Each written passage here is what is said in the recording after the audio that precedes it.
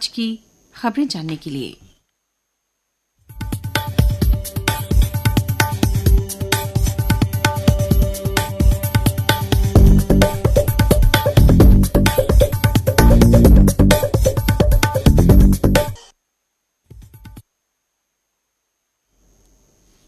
नमस्कार। समाचार पत्रों की सुर्खियों के साथ मैं रजनी दुबे।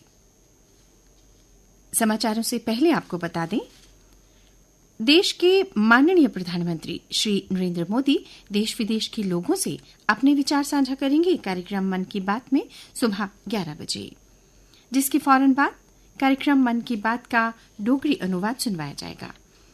और ये डोगरी अनुवाद आप रात 8 बजे एक बार फिर सुन सकते हैं। एक और सूचना जो हमें भारत के सर्वोच्च न्यायालय से प्राप्त हुई है। भारत के सर्वोच्च न्यायालय द्वारा 29 जुलाई से 3 अगस्त 2024 तक विशेष लोक अदालत सप्ताह का आयोजन किया जा रहा है, जिसमें आपसी सहमति तथा समझौते के आधार पर मामलों का निपटारा किया जाएगा।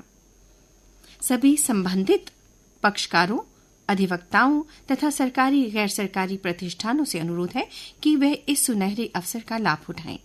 विशेष लोक अदालत में सशरीर अथवा आभासी रूप से शामिल होकर समझौते की प्रक्रिया में भाग ले सकते हैं। लोक अदालत के फायदे: त्वरित समझौता और विवादों का निपटारा, अंतिम और निष्पादन योग्य पुरस्कार, विवादों का लागत प्रभावी समाधान, कोर्ट की फी की संपूर्ण वापसी। आप अपने निकटतम राज्य, जिला, तालुका कानूनी सेवा प्राधिकरण से भी संपर्क कर सकते हैं। जानकारी वेबसाइट https://www.sci.gov.in/ पर उपलब्ध है। और अब समाचार। विकसित भारत हर भारतीय का लक्ष्य, राज्यों की होगी सक्रिय भूमिका, कहा मोदी ने। प्रधानमंत्री नरेंद्र मोदी ने दिल्ली में नीति आयोग की 9वीं बैठक में कहा कि देश को 2047 तक विकसित राष्ट्र बनाना हर भारतीय की महत्वाकांक्षा है। एफडीआई के लिए राज्यों के बीच प्रतिस्पर्धा होगी। नीति आयोग बनाएगा रेटिंग व्यवस्था। गरीबी उन्मूलन के लिए गांव के स्तर पर बनेगी रणनीति। जनसंख्या नियंत्रण के साथ जनसांख्यिकीय लाभ पर दिया जाएगा ध्यान। कुपवाड़ा के मच्छिल सेक्टर में नियंत्रण रेखा पर सुरक्षा बलों ने बैट हमले को नाकाम कर एक पाकिस्तानी घुसपैठिया मार गिराया। कैप्टन समेत सेना के 4 जवान घायल। जवानों की गोलीबारी पर 2 आतंकी पीओके भाग गए।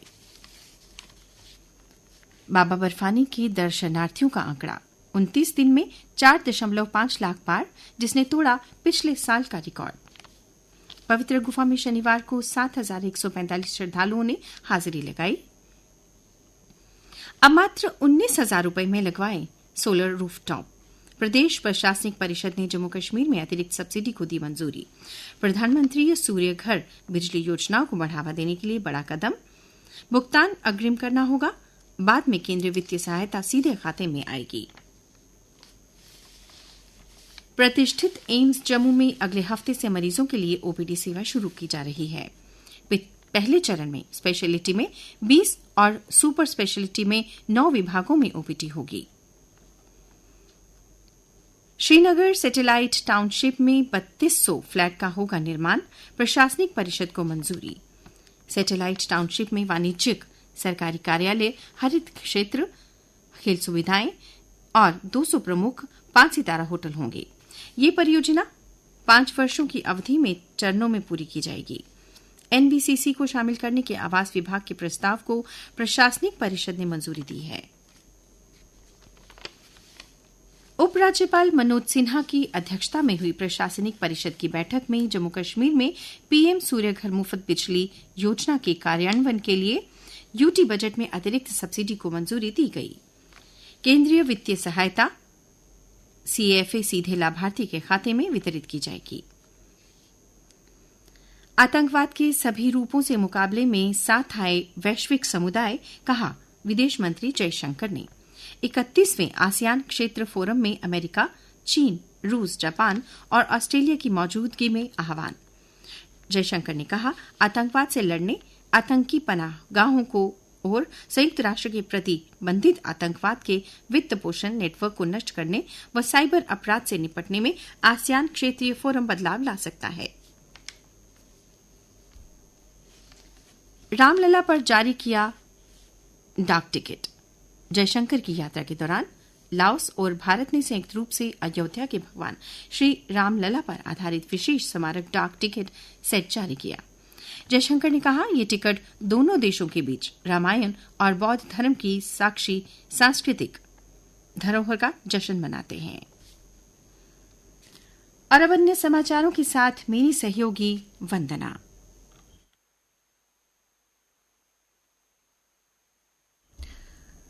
धन्यवाद रजनी। अन्य समाचार। अमृत स्टेशन योजना के अंतर्गत 266 करोड़ की तैयारी हो रही रेलवे स्टेशन की नई इमारत, नरवाल की तरफ से बनाया जा रहा नया प्रवेश द्वार, मिलेगी लिफ्ट व एस्केलेटर की सुविधा, प्लेटफॉर्म बढ़ने से दूर होगी दुविधा। डीसी जम्मू सचिन कुमार वैश्य ने शनिवार को उप जिला अस्पताल आरएसपुरा का औचक निरीक्षण किया।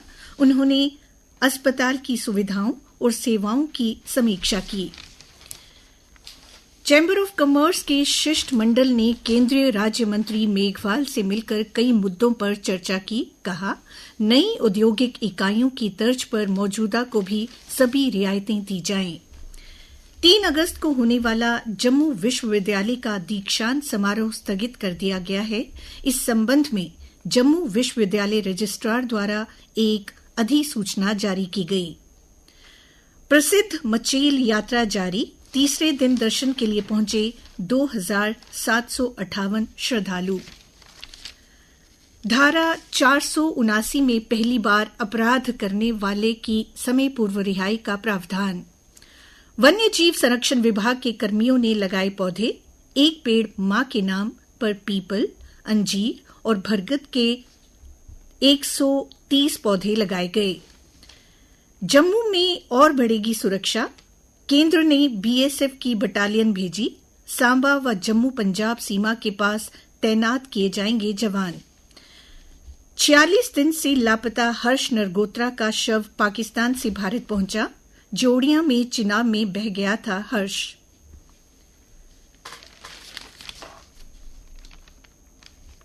विश्व स्वास्थ्य संगठन ने चेताया है कि हेपेटाइटिस बी और सी का खतरा बढ़ रहा है और इससे 3,500 जानें जा रही हैं। जल्द जांच और इलाज से किया जा सकता है बचाव। और अब खेल समाचार। टोक्यो की कसक पेरिस में दूर करेगी मन्नू भाकर। पहले ओलंपिक पदक से 1 कदम दूर।